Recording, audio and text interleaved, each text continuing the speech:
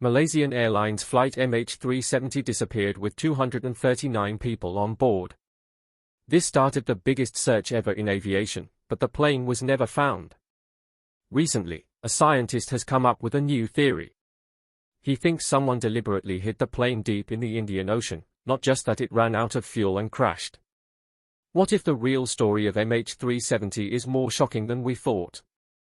Keep watching as we reveal the layers of this mystery. Just when it seemed like the mystery might never be solved, Vincent Line, a brave scientist from Tasmania, brought new hope with a bold claim. He thinks the plane wasn't lost in an accident. Instead, he says it was purposefully sunk deep into the Indian Ocean, specifically in a place called Broken Ridge that's more than 20,000 feet deep. As we explore Vincent Line's troubling theory, could it lead to a new search or uncover a darker plot? Stay with us as we delve into what might be hidden in the deep, dark waters of the ocean. According to Line, the crash site wasn't random. He believes it was a very remote area known as the eastern end of the Broken Ridge. This spot is incredibly deep, around 6,000 meters, and surrounded by steep, narrow edges and high ridges, making it a perfect place to hide something as large as an aircraft.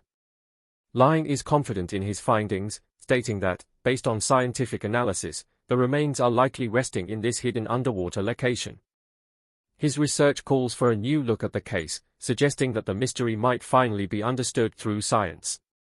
But this wasn't the only surprising part of his research. As he delved deeper, more unexpected details came to light, each adding a new layer to the story of the disappearance. The attempt almost worked, but the right wing hit a wave. This event, along with the regular satellite communication checks by Inmarsat, became crucial discoveries that were celebrated in the Journal of Navigation. Mr. Line, who is connected with the University of Tasmania's Institute for Marine and Antarctic Studies, mentioned that the damage to the plane's wings, flaps, and flaperon suggested it was deliberately brought down into the water, similar to what happened with Captain Chesley Sully Sullenberger on the Hudson River in 2009. This well-known location has an incredibly deep pit, plunging down 6,000 meters at the eastern end of Broken Ridge. It's set in a dangerous and wild part of the ocean, famous for its rich fish life and newly discovered sea creatures. The pit has steep sides and is surrounded by towering underwater mountains and other deep crevices. It's filled with fine layers of sediment, making it a perfect hidden spot. Mr. Line pointed out that this area should be explored as it's of great importance. He also mentioned that the decision to search this spot is up to the authorities and exploration companies. However, from a scientific perspective, it's clear why past searches failed, and the science strongly suggests this is where the plane lies. He concluded by saying that, scientifically, the mystery of the disappearance has been solved. But even with all this information, there's still a lingering uncertainty. The science might be clear, but the final confirmation remains out of reach. Imagine a situation where everything we thought we knew about the disappearance was suddenly thrown into doubt. What if the plane wasn't lost in the areas where search teams have been looking? Recently, a surprising claim by a movie producer suggested that the aircraft might be hidden deep in the Cambodian jungle. Could this really be true? Could it finally solve one of the most puzzling aviation mysteries of our time? Adding a new layer of mystery to the story, a former chief pilot from Malaysia Airlines shared a troubling perspective during an interview with Four Corners, an Australian investigative team. This discussion was featured in their Amazon Prime documentary called Lost. The story they presented was chilling. Someone on board had deliberately turned off the plane's transponder at 1:21 a.m., a device crucial for communication with air traffic control. Many experienced pilots agreed that this action was no accident. Steve Budigan, a former Boeing pilot, emphasized the importance of the transponder. He explained that it plays a vital role in sending key information, like altitude, speed, and flight path, to controllers on the ground. He was firm in saying that there would be no logical reason to turn it off on purpose, and it would be extremely unlikely for it to happen by mistake. Supporting his view, Nick Hland, another former chief pilot with Malaysia Airlines, admitted during the investigation that he wasn't sure who turned off the transponder, but he stressed that this deliberate act was central to the plane's mysterious disappearance. These new details have added a layer of intrigue to the fate of the plane, leading to more questions about what really happened in the cockpit, who was responsible for deactivating the transponder, and why they did it. the story took an even darker turn when Four Corners revealed that around the same time, the in-flight entertainment and backup communication systems were also disrupted. This pointed to two troubling possibilities, either a deliberate act by the crew that led to a crash or a catastrophic fire that overtook the cockpit. With this new perspective on MH370's final moments, we now pivot to explore other unresolved aviation mysteries that continue to perplex the world. But this wasn't the worst part. These unsettling discoveries have left many wondering what really happened on that tragic day in 2014. To make things more complicated, another piece of the puzzle emerged when investigators reported finding an older crash site. Cindy Hendry, a volunteer from the satellite imagery company Tom Nod, made an important discovery shortly after the disappearance of MH370 on March 8, 2014. Her find has since become a key part of one of aviation's most baffling events. She identified what looked like aircraft wreckage in the South China Sea. Sadly, her discovery was initially ignored as authorities were convinced the plane had crashed in the Indian Ocean. In the new Netflix documentary, MH370, The Disappeared Plane, Hendry spoke about her relentless search for the truth, driven by the haunting memories of the family's pain, which gave her a strong sense of duty. Living in Florida, Hendry used her sharp eye, developed through her photography hobby, and her work with Tom Nod, a platform known for analyzing satellite images. She recalled the first images she reviewed, describing an endless stretch of ocean, an expanse of darkness with nothing to see, until she noticed something unusual, a patch of white that could be the clue everyone had been searching for. With strong determination, Henry spotted a large area of white debris floating in the South China Sea near Vietnam, right around the last known location according to radar data. As she looked more closely, Henry found a piece that looked like part of an aircraft's nose cone. A cold chill ran through her as she realized it could be from the missing plane. Driven by the urgency to share her discovery, she tried to reach out to the investigative teams and Malaysia Airlines. But her messages seemed to disappear into thin air, leaving her feeling frustrated and ignored. Even though she strongly believed in the importance of her evidence, her attempts to bring attention to it were repeatedly dismissed. The Malaysian authorities eventually stopped their search in the South China Sea, swayed by data from the British company Inmarsat, which suggested the plane most likely ended up in the vast waters of the Indian Ocean. Henry's discovery, as significant as it was, seemed destined to be overlooked in the larger story. But this wasn't the worst part. As new evidence comes to light, the story takes an unexpected turn, forcing us to rethink what we thought we knew. The idea that the plane, once believed to have crashed in the open waters of the South China Sea or the Indian Ocean, might actually be hidden in a dense jungle changes everything. It disrupts the accepted storyline and leaves many questions unanswered. To fully understand this new twist, it's important to know the complex background. The mystery began on March 8, 2014, when a regular international flight operated by Malaysia Airlines took off from Kuala Lumpur International Airport, heading for Beijing Capital International Airport.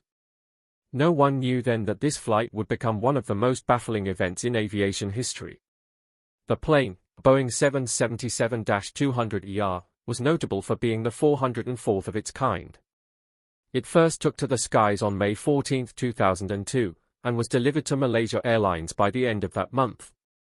It was powered by two Rolls-Royce Trent 892 engines and could carry up to 282 passengers, making it a significant presence in the sky.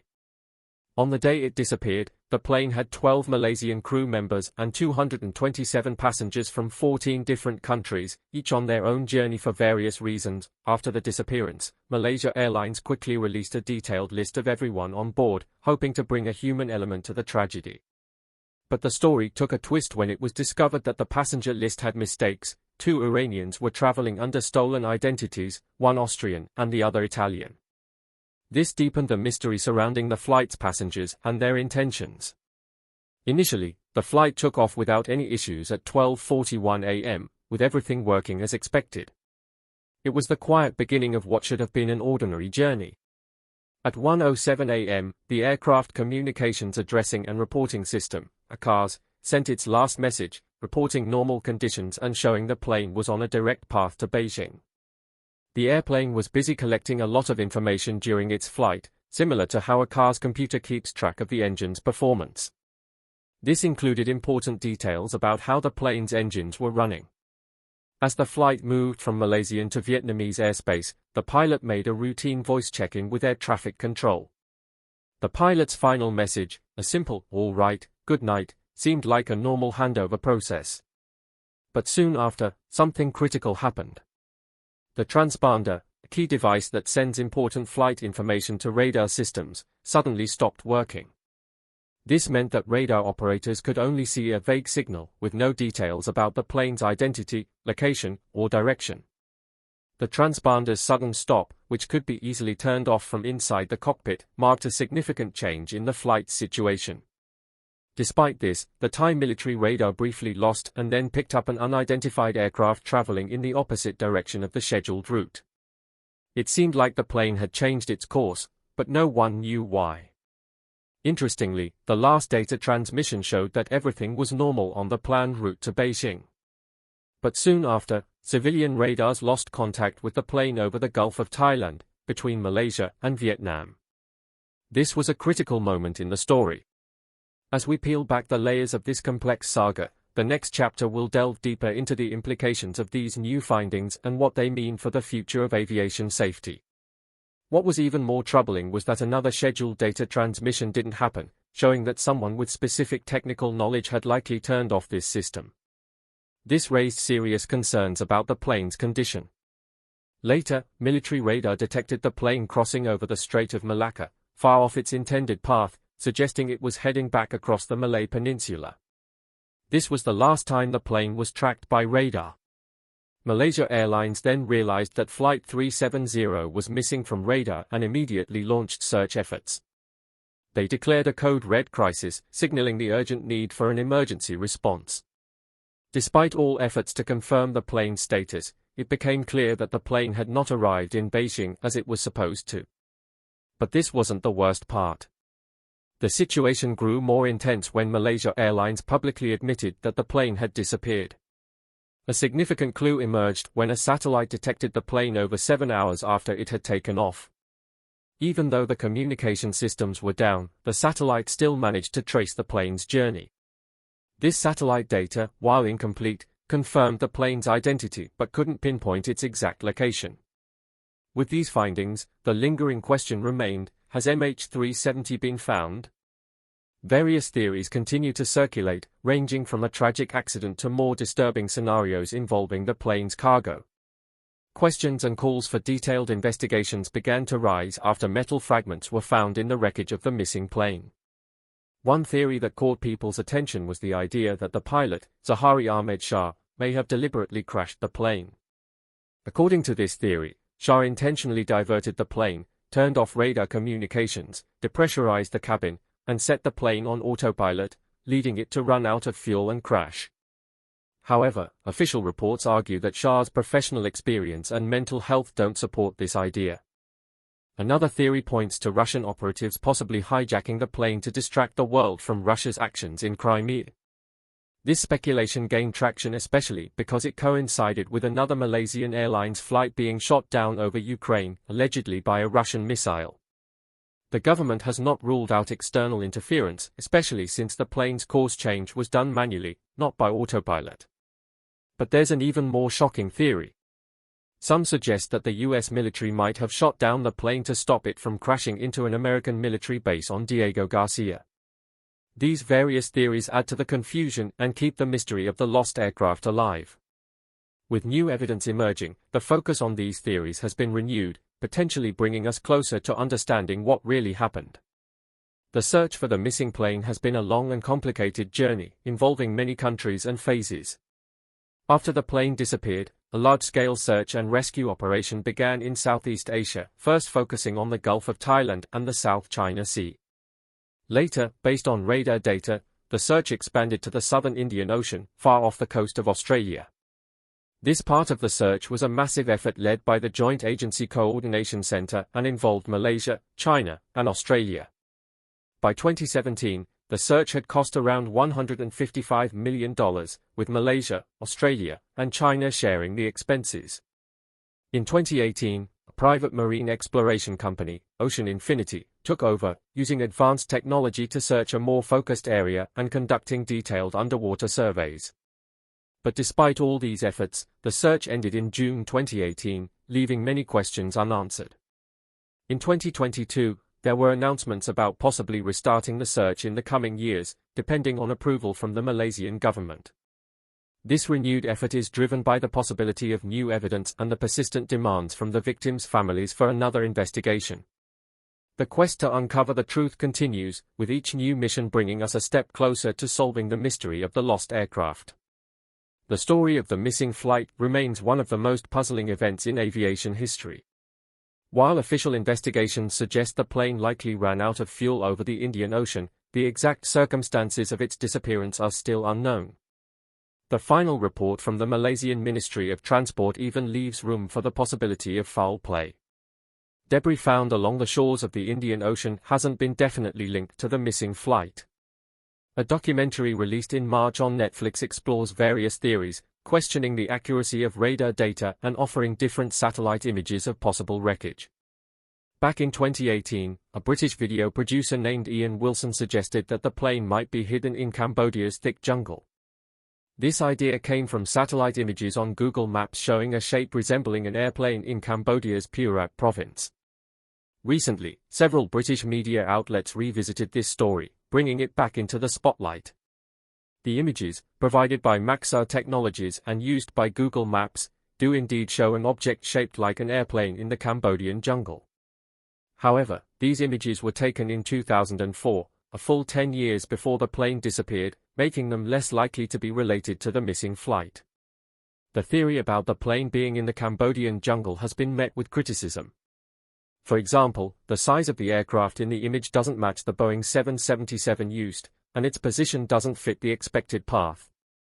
Also, satellite images usually capture planes in mid-air, not on the ground, further raising doubts about this finding. But this isn't the only challenge in solving the mystery. Each new clue and theory draws attention, yet the search remains incredibly difficult and without easy answers. However, there is a new method that involves studying barnacles found on aircraft wreckage to trace the plane's final location.